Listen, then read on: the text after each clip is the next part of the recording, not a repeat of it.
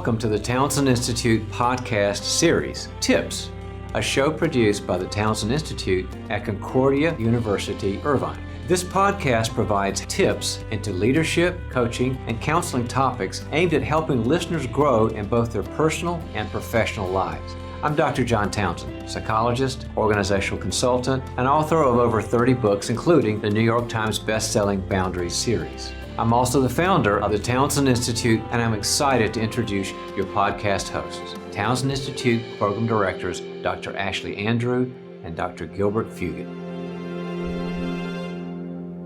Welcome back, everyone, to the Townsend Institute podcast series. Today, we are joined by Dr. Margaret Christmas-Thomas, the interim dean of the Townsend Institute at Concordia, Irvine, and also our boss. So Gilbert and I are sure to be on our best behavior. Well, Ashley, I can't make any promises, but I'll try. And in all seriousness, though, we are excited to interview Margaret as she has such a wealth of knowledge in so many areas, not just counseling, coaching, and leadership, which are the programs we offer here at the Institute, but so much more. Today, she shares with us knowledge and experience of servant leadership. So let's jump to it. A servant leader in her own right, Dr. Margaret Christmas-Thomas. Let's get started. Hello, everyone. Welcome back to another episode of the Townsend Institute podcast series. Gilbert and I get to sit down today with our friend, our colleague, and our boss, interim dean, Dr. Margaret Christmas-Thomas. Woohoo! Yeah, we love Dr. Margaret Christmas-Thomas. Well, it's wonderful to be here with you guys, and I am just thrilled with what you guys have done with this podcast. It's so innovative, and it's going to touch so many lives, and be able to share some of the wonderful things that we've done here at the Townsend Institute, too. So thanks for having me on, but also thanks for doing this. Oh, you're welcome. We have a lot of fun with it, which I think you and our listeners can probably attest to. But one of the things we love so much is just the variety of people that we get to talk with and learn more about, and just the breadth of topics that we're discussing. And today is no different, as we touch on a topic that's so near and dear to our hearts, but also really at the core of a lot of what we do here at the Townsend Institute at Concordia, Irvine, and that's servant leadership. And you're a perfect person, Margaret. You are a servant leader. So talk with us a little bit. Let's start with, how has the topic or study of servant leadership impacted your own life? I think the most important thing about servant leadership is you get the privilege of leading from your heart. My actual master's degree is as a psychotherapist. And so when I got my PhD, I faced this crossroads of I am rising as a leader in the school system and then later on in corporate America. What do I do with this part of me that is a counselor, but clearly I'm moving into these leadership roles? And servant leadership was that perfect place, that meeting of counseling and leadership where I got to love people, develop people, look for the gifts inside of them and help to draw those out. And so servant leadership has truly been a very comfortable place for me to be as a leader. So I love that. When you're talking about like the skills that you developed, I just think of that Liam Neeson movie or whatever, where he talks about that those skills, those very specific set of skills. It seems like you had this in corporate America that you brought that they probably weren't even ready for, and you were able to impact them. And you of course bring it to Concordia here, but I want you to unpack this phrase here: servant leadership. It's the power of love, and not the love of power. I have to say I stole that from Ken Blanchard. So we have to give props to him, one of our Institute fellows. He is a wonderful, inspiring man, and I remember learning about him in my PhD in leadership so many decades ago. But I have to say that when you get your ego out of the way, when it's not about you, when it's about the people you serve, when it's about the ideas and the mission of the organizations you serve and the people that are served by those organizations, you can accomplish so much more with a team, and you yourself accomplish more. I have never had to put myself at the front of the line when I am leading from my heart and caring about people. And I have found that there's tremendous power in that. When people are reaching and striving and try to put it themselves up front, people see that, they take notice, and it rarely works out very well. And leaders that do that end up being unhappy and unfulfilled. And can you think of like an example kind of in your own, maybe when you were leading or part of or consulting or whatever, where it made such a difference? Like that person had the servant leadership mindset, and it just changed the organization. Absolutely. I think there are many that come to mind, but not all of them are shareable because they're confidential HR matters. But probably the one that comes to mind the most is I was working at ResCare, my former employer before Concordia, and I was the director of academics for the Eastern Seaboard. And one of the things that I was noticing is we were serving at-risk kids all over the country, from Vermont to Puerto Rico to Oklahoma, you name it. And one of the things that I found in my dissertation work is that when students get the counseling interventions they need, they actually perform better on academic testing. In my research, I found that students that received counseling when they needed counseling actually scored 2 to 3 times higher on standardized test gain scores than the district average. And so I looked at that in the work that I was doing, and I said, how can I change this whole system? Because these kids, they're dropping out. They're not getting their high school diploma. They're not going on to get meaningful trades. They're not going on to get meaningful college opportunities. Their needs are just not being met. And so I worked with the centers that I supported, and then I worked with the senior leadership at ResCare to create a national counseling position. And the very first thing that I did is I went around and we had sites all over the country. I took the time to talk to them. What are the basic needs of the counselors here? And I spent probably about 6 months or so, because corporate is a little more aggressive than the university. What? Yes. There's something more that moves faster than a university. I've never heard of that. And 6 months is a really long time. Yeah. But I put together what I called the Counseling Foundations. And that was based on the frustrations and the pain points and the sadness and the disillusionment of the counselors that were working with this tremendously high-risk population. And they spoke into that. And it changed them so much to have someone that was listening to them. This is what I need. And then I went around and trained and got all of our counseling operations, all of the different departments in the various states, up to a certain level of counseling proficiency. And then I did the same thing again. I consulted with them. I talked to them. I cared. I listened. I listened to their heartbreak. I took the time to get to know them. I made myself, I don't want to say a servant, like bringing them. I did bring them coffee from time to time and take them to lunch. But, I wasn't so much doing that as even though they may have put me on a pedestal much higher as a corporate person coming into their center, and they're coming to me with these broken dreams and these broken children and all of these things, sitting across from them, listening to them, and then taking the training and the education that I have and building trainings that now made them feel like, oh, wow, I know how to work with at-risk girls now. Or, wow, I know how to do basic counseling techniques or interviewing skills, or why me just yelling at this kid or advising this kid all day long isn't working, and teaching them that. And as they started getting better at their work, their outcomes got better. And then we continued to build after that. I brought them in for national conferences. I loved on them, got them all sorts of great gifts, spent time with them, had dinner, showed them how much I valued them and cared about them. And so I do want to make one distinction, though. There is a difference between servant leadership and people pleasing. And so the things that you don't hear me talking about are, just giving them their way, or, oh, you can have all this time off, or, oh, it's not your fault, or, it's okay for you to become callous, or these kind of outcomes are fine with me. Every one of those statistics represented children in our communities that needed help. And so, no, I'm holding you to the highest standards possible, and I am expecting these kind of outcomes. And I'm going to hold you to that, but I am going to tool you and resource you. And I find that people want to be successful. And if you as a leader take the time to get to know what that looks like, and you have the expertise and you bring that, they are very excited to follow you. They'll follow you into the ends of the earth. Wow, that's so beautiful. Such great stories. And we can definitely know that you bring a lot of that servant leadership heart to your role now here in the Townsend Institute. That's a perfect example of that quote you mentioned, the power of love and not the love of power. And I know you said that you stole that from Ken Blanchard, one of our fellows, but we have that too built into our curriculum. I think it's a good time to mention that Ken Blanchard's Lead Like Jesus. Ashley, tell me more about that. I knew that you were working on this. Tell me how it turned out. Yes, we're excited to have partnered with Ken Blanchard and his team and actually built a servant leadership course as one of our electives in our curriculum that our students get to take, where they get more of this. They get more of this idea of the methodology and what it looks like to be a servant leader.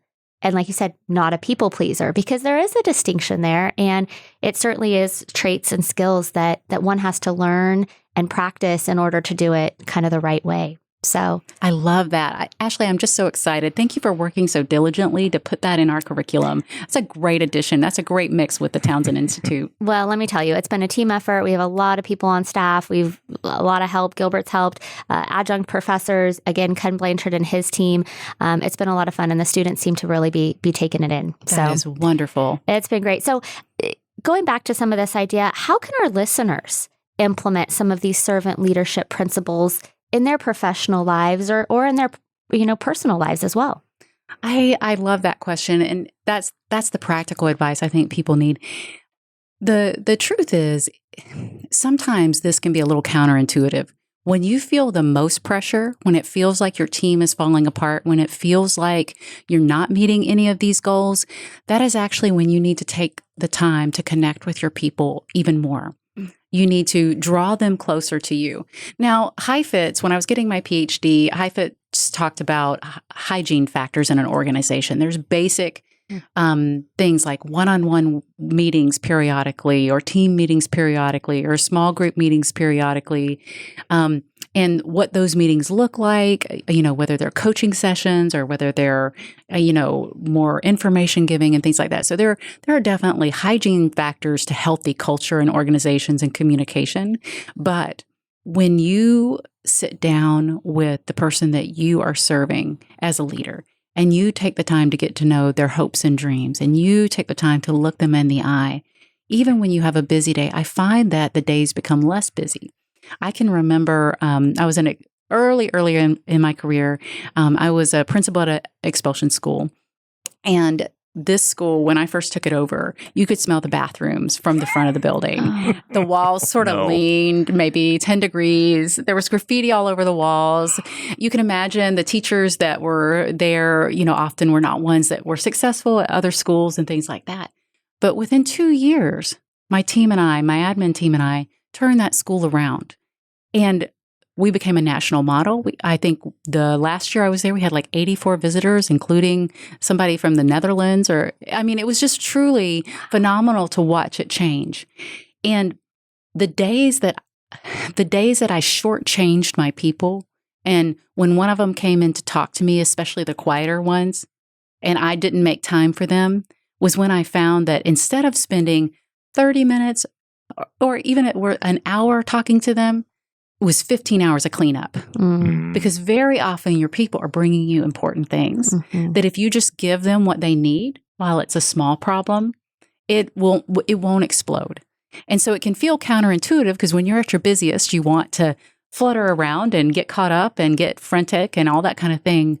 But I find that just taking the time to keep that explosion boxed off before it blows up, I even got really good at counting the hours of this. It's like, I feel like it's almost like 1 to 20 is the ratio. If I spend 1 hour of my time getting in front of the problems, I save myself 20 hours later. So I really don't help the situation by waiting. That parking lot conversation you don't have 15 minutes for, I guarantee you next week will be 8 hours of your time the following week. Great point.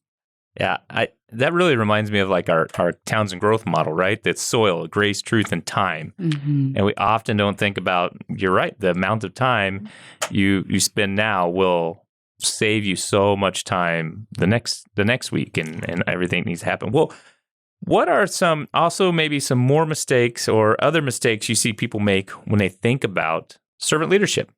Yeah, I think that people-pleasing is probably the biggest one. Misunderstanding that servant leadership means that you're letting people get away with things, that you don't have hard deadlines, that you're not holding people up to performance.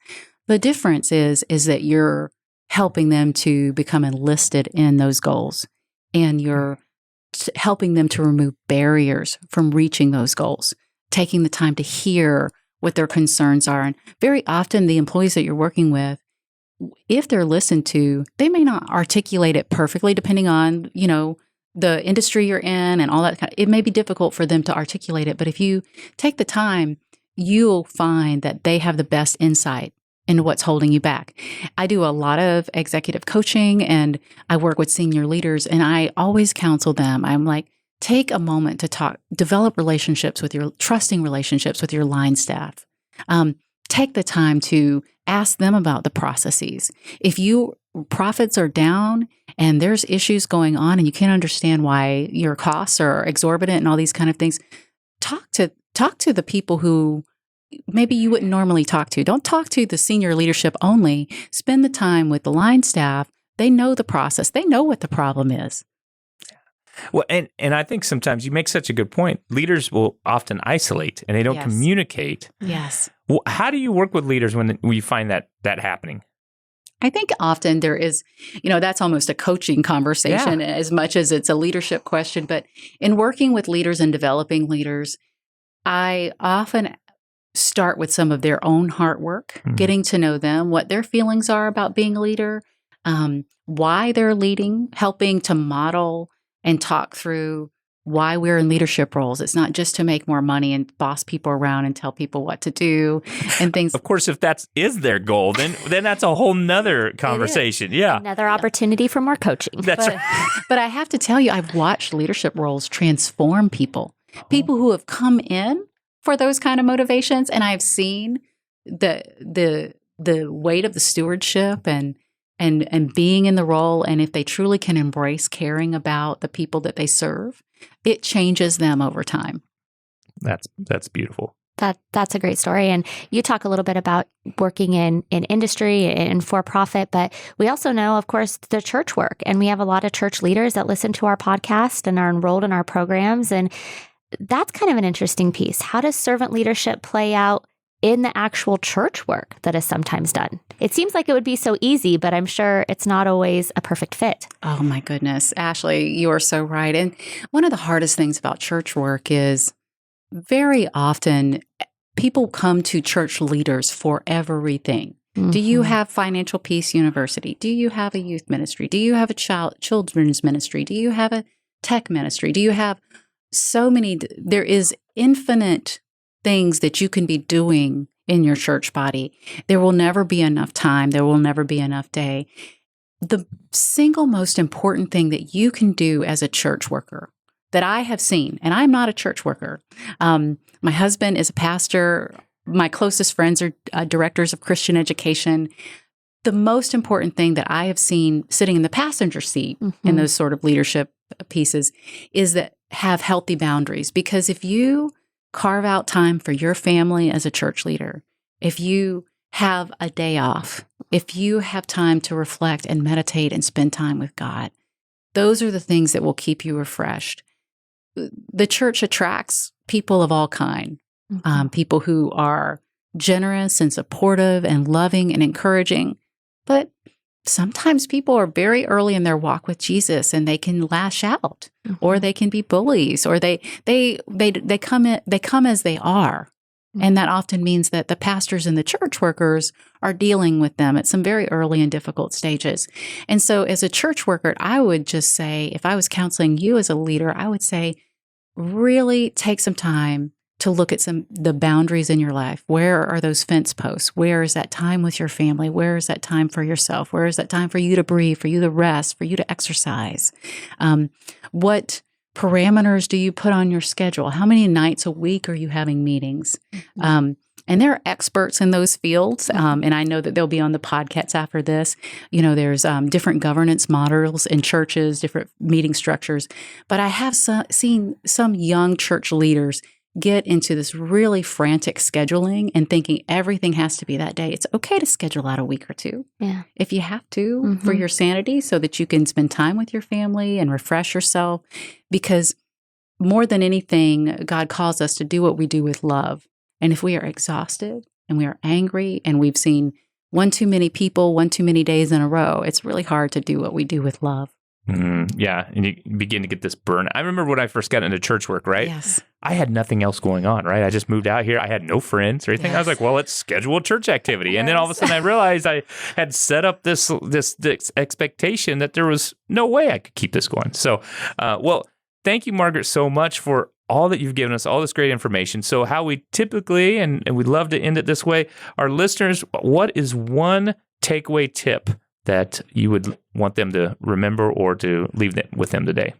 Well, I think my most recent conversation with Ken Blanchard just really made an impression on me. He's one of our Townsend Institute fellows, and he such a modeling servant leadership.